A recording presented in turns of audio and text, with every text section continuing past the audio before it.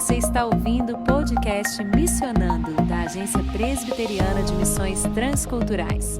É a APMT aproximando você do universo da missão transcultural. Você encontra o nosso podcast nas principais plataformas de áudio. É só seguir, curtir e compartilhar.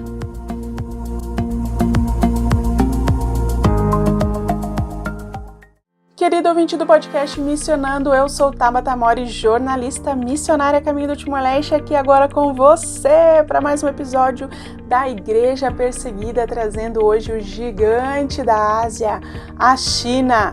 Tá curioso? Então fica comigo. Querido ouvinte, segundo a missão Portas Abertas, portasabertas.org.br, a cada ano o número de cristãos em contexto de perseguição só aumenta. São pessoas com medo de ir à igreja ou que já nem têm uma igreja para ir, bem como aqueles que têm que escolher entre permanecer fiel a Deus ou manter seus filhos, sua família segura. São mais de 260 milhões de pessoas e esse número só aumenta. Pessoas que têm o seu direito à liberdade religiosa negado. A APMT possui missionários em 8 desses 50 países e a gente está fazendo aqui uma série especial para que você conheça o trabalho desses missionários. É o que você ouve agora na voz da nossa querida missionária Tita. Nós estamos na Ásia Oriental, no país da Terra Vermelha, como alguns chamam, país da China. Nós estamos localizados no sul do país. A religião predominante é o budismo mesmo, até mesmo aqui na nossa região, na cidade onde a gente mora, tem o maior Buda da Ásia. Então, há muita peregrinação, o negócio tem 40 metros de altura e é todo revestido em ouro. Aí tem o confucionismo, temos também o islamismo, mas são duas etnias, né? Aqui é dividido em etnias, são 56 etnias oficiais no país, e sendo dentro dessas etnias ainda há outras etnias, e cada uma com a sua língua. Mas o budismo aqui ele é um pouquinho diferente do que é na Índia, do que é no Tibete, né? Ele presta mais homenagem aos mortos mesmo, né? As pessoas que se foram. Então, tudo é voltado à adoração aos antepassados. E até mesmo dentro da igreja cristã, aqui há muito sincretismo, porque no começo não foi feito um bom discipulado, né? Então, assim, até mesmo dentro dos grupos cristãos, há aqueles que ainda fazem adoração aos antepassados, né? Dia dos Mortos, vão lá, levam comida, levam roupa, porque dizem que a pessoa vai ficar com frio, ou coisa assim, ou se querem alguma decisão, vão perguntar para os mortos, né? Tem um filme infantil que mostra muito a cultura do povo chinês, que é o Mulan. A cultura chinesa é aquilo ali, é muito interessante. O filme conseguiu capturar bem assim a adoração, né, aos mortos, aos antepassados. É o que os chineses acreditam mesmo, que os antepassados fazem reuniões para saber o futuro da família, das próximas gerações. É bem normal isso.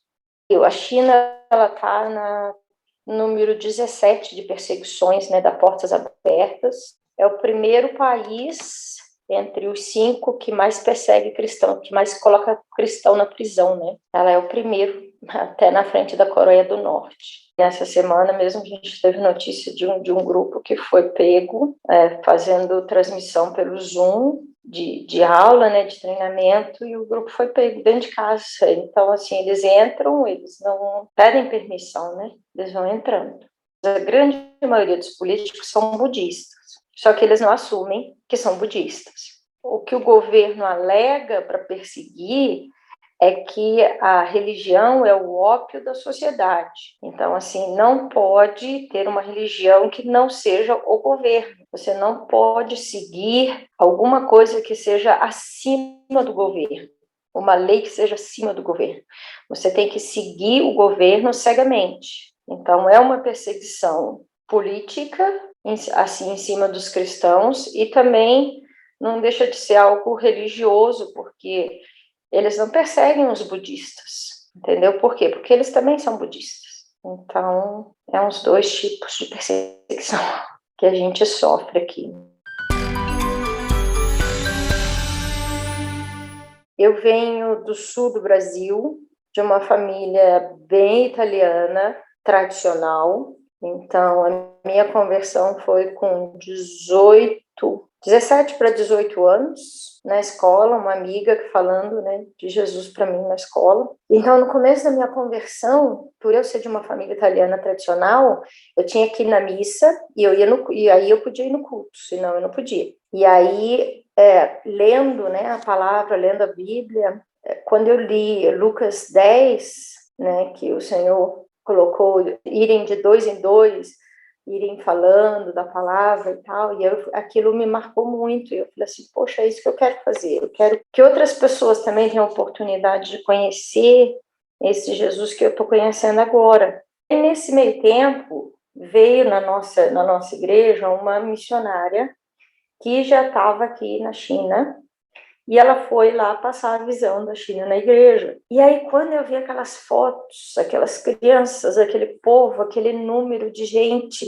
e aí eu vi o tanto de cristãos tão pouco, 1% da população, e eu falei assim, não, tem que ser feito alguma coisa. E aí foi onde começou o meu desejo, a minha vontade de vir para cá, e é difícil, dá medo, principalmente, claro que agora eu sinto mais medo do que eu sentia há 10 anos atrás, que agora, casada com filhos, a preocupação é um pouco maior, né? Porque agora tem as duas crianças, embora a gente prepare eles para as coisas, né? Eles não vivem, os nossos filhos, nós temos 2 filhos, né? Um de 10, vai fazer 11 daqui a 2 meses, uma de 7, que também vai fazer 8 daqui a um mês.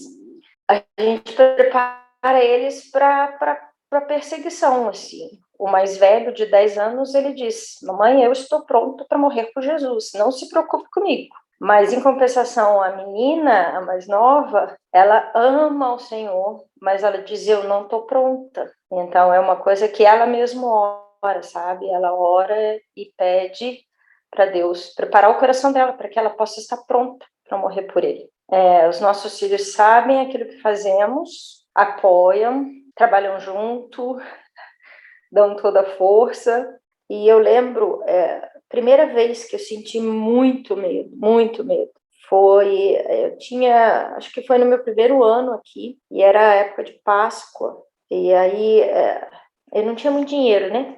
Mas aí eu fui no mercado, comprei uns chocolatezinhos e falei assim, eu vou sair na rua e as crianças que eu encontrar, eu vou dar chocolate, porque com a desculpa, né, de dizer, no meu país, quando é Páscoa, a gente dá chocolate, sabe por quê? Eu queria fazer isso, né? Aí eu fui no mercado, comprei o chocolate, quando eu saí do mercado, aí eu falei assim, agora eu vou, né? E aí eu comecei a distribuir, né? Aí na segunda criança que eu encontrei, que eu dei o chocolatinho, que eu ia começar a falar, aí a polícia parou atrás de mim. E aí me falou assim, eu vi o que você está fazendo e é melhor você parar se você quiser continuar no país. Aquela acho que foi o primeiro medo que eu passei mesmo, assim. Claro que depois vieram outros. Aqui onde eu moro, não sei se a cada mês ou a cada 2 meses, a polícia vem, ou eu vou, ou eles vêm aqui em casa, ou eu vou. Eles me chamam lá no escritório, aí eu sento, aí eles me olham, aí eles olham o computador, aí vem um monte de coisa, aí eu assino um monte de papel, e aí dou uma carimbada lá com o meu dedo e vou embora. E aí, às vezes, eles vêm aqui em casa, olham tudo, batem foto de tudo. E tem muitas histórias, sabe, assim, de a gente chegar em casa, a porta tá aberta, a televisão ligada, as coisas viradas, e nada roubado, né? Então, e a gente sabe que isso é eles falando, a gente está de olho em vocês. Uma situação que me deixou muito, muito, muito, muito, muito atemorizada foi alguns anos atrás, acho que uns 5 anos atrás, mais ou menos. Eu já tinha os meus filhos. Um professor da universidade, numa cidade grande aqui, cristão, né? Ele veio, entre aspas, a trabalho, e ele foi encontrado morto dentro de casa, sem aparentemente nada novo. Então, isso antigamente acontecia mais, hoje em dia nem tanto, porque o governo de fora fica mais em cima, né? Ele era um missionário inglês, e até hoje não se sabe o motivo da morte dele. Querido ouvinte, que testemunho! Não é um testemunho de medo, é um testemunho de coragem, porque apesar dos tantos medos, ela está lá, permanece com sua família e ela é muito corajosa pela graça de Deus. Claro, como vocês sabem, não apenas a China, mas 50 países estão ali na lista de maior perseguição da Portas Abertas, e você ouve agora na voz da Raquel informações sobre outros 5 países. O 16º país na lista de perseguição é o Egito. Os incidentes variam desde o assédio de mulheres cristãs até famílias de crentes expulsas de casa por multidões extremistas. Além disso, as igrejas e ONGs cristãs têm restrições para administrar serviços sociais ou construir novos espaços de culto. Essas dificuldades vêm tanto do Estado quanto da hostilidade da própria comunidade e da violência das multidões. Os convertidos de origem muçulmana enfrentam uma enorme pressão da família para retornar ao Islã. A China ocupa o 17º lugar. A intensa pressão exercida pelo governo chinês sobre os cristãos fez o país subir 26 posições na lista de perseguição em apenas 3 anos. Milhares de igrejas foram danificadas ou destruídas e algumas foram confiscadas pelo governo. As que permanecem funcionando estão sendo monitoradas e há relatos de cidadãos que estão sendo recompensados financeiramente para divulgar informações sobre cristãos às autoridades. As cruzes foram removidas das igrejas e as leis sobre a regulamentação da religião continuam a ser rigorosamente aplicadas, limitando a liberdade de culto e de fé e proibindo até mesmo a venda online de Bíblias. Em 18º lugar, temos Mianmar. O país é cenário da guerra civil mais longa do mundo, que começou em 1948.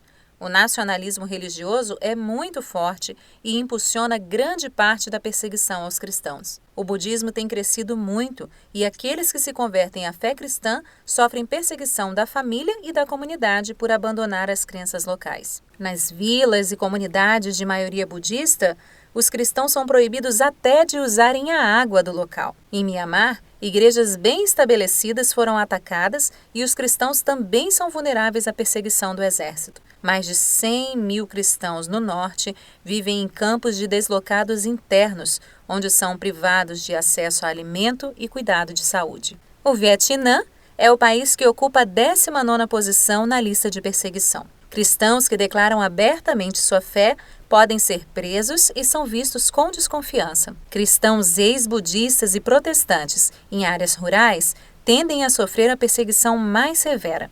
Eles enfrentam assédio, discriminação, exclusão social e até ataques por causa da fé em Jesus. Em 20º lugar está a Mauritânia. A pressão sobre os cristãos aumentou no último ano devido ao endurecimento das leis de blasfêmia e apostasia. O ambiente religioso restritivo no país torna impossível que os cristãos se reúnam abertamente, principalmente os que se converteram do Islã. Na cultura tribal da Mauritânia, deixar o Islã não é visto apenas como uma traição religiosa, é também uma traição à tribo e à família. Aqueles que se convertem também podem enfrentar processo, já que é ilegal deixar o Islã. A oportunidade, a gente tem que fazer ela, né? Ele é a tempo e a fora de tempo. Como eu trabalho muito com criança, então eu uso muito músicas, né, cristãs para ensinar, música em inglês para ensinar as crianças. E todas as oportunidades que a gente tem, eu falo com eles. Tem até a história do Max, menino filho de muçulmano, que vai na nossa escola e que professou a fé, dizendo que ele acredita em Jesus porque Ninguém é tão inteligente de inventar uma história como a de Jesus. Só Jesus mesmo. Ele tem que ser o Deus verdadeiro. E ele já leu a Bíblia infantil, né? 4 vezes. E a igreja aqui, ela é assim, tem as igrejas oficiais do governo, que o governo ele tem a atuação sobre a igreja. Né? É o governo que escolhe os pastores e o dinheiro, o dízimo, né? Como no nosso caso vai para o Supremo Concílio, o dízimo da igreja, esse dízimo da igreja vai para o governo. Mas isso não quer dizer que os cristãos do governo, os cristãos que estão dentro da igreja e do governo, não são cristãos verdadeiros, ou que eles não corram riscos. Eles correm tanto o risco quanto os que são os cristãos clandestinos. É só a igreja crescer demais, o cristianismo, o Cristo, né, ser focado dentro da igreja, que ela é mais um motivo para eles fecharem. Né? Nesses últimos 3 anos, foi um dos anos onde a China mais demoliu igreja que o governo mesmo construiu, só para mostrar que quem manda é eles. Né? Demoliu algumas igrejas no norte, onde tinham pessoas dentro, pessoas morreram dentro da igreja. Nós temos um grupo não muito grande, mas também não é muito pequeno, com atividades quase todos os dias, que preza muito pelo trabalho, pessoas comprometidas que crescem. São 2 igrejas principais e 6 congregações. E todas elas têm um grupinho bom de pessoas, onde o meu esposo, ele auxilia a todos eles. Tita, por que vocês não se juntam à igreja oficial? A gente não se junta à igreja oficial por causa do controle, onde muitas vezes eles querem que na igreja ou no local do culto tenha a imagem do Mao Tse Tung, não pode ter cruz. Então isso vai contra os princípios bíblicos, né? Contra aquilo que a gente crê. E o pastor, o líder, né, tem que ir para seminário do governo. Então lá eles são treinados dentro de um comunismo cristão. Nem sei se isso existe. Eu estou aqui há 20 anos, muitas mudanças, mas o que mais mudou mesmo foi o crescimento do cristianismo. Tem crescido bastante. Há uma necessidade muito grande de pessoas que possam vir e ficar. Eu vi muitos missionários virem e ir embora. É um país difícil? Tem perseguição? Tem, mas é um país que precisa ouvir a palavra. É um país que precisa ter contato com a palavra, com a verdade, com a verdadeira palavra. Porque é muito fácil você vir para cá e falar de Jesus e ir embora, como eu já vi muita gente fazendo isso. Mas você vir aqui pagar um preço para discipular um povo, para que a próxima geração saiba entender a palavra, é diferente. Então, quando eu fiz o meu compromisso de vir para a China, eu lembro muito bem que eu falei para Deus assim, eu não quero apenas passar pela China, mas eu quero deixar a minha marca na China. Que marca é essa? É a marca da palavra do Senhor Jesus. É onde pessoas vão reconhecer a palavra do Senhor Jesus. Onde elas vão ver que o Senhor é mais importante que todas as coisas. Você vai ouvir muitos, talvez, testemunhos. Eu lembro de uma vez que eu ouvi um testemunho de um pastor que disse que veio para a China e que pregou na Praça da Paz Celestial e que ninguém prendeu ele, porque ele tinha o poder, mas ele pregou em português. As pessoas não entendem português. Precisamos de pessoas que falem o chinês e possam pregar para as pessoas em chinês, onde elas possam entender na sua própria língua. Então, se eu penso em sair daqui, não, eu não penso em sair daqui, porque eu acho que a gente não fez nem a metade do que a gente podia fazer ainda. E às vezes quando eu estou com crianças nas escolas, e aí eu vou falar de Jesus, e aí eles olham para mim e dizem assim, mas por que ninguém fala dele para gente?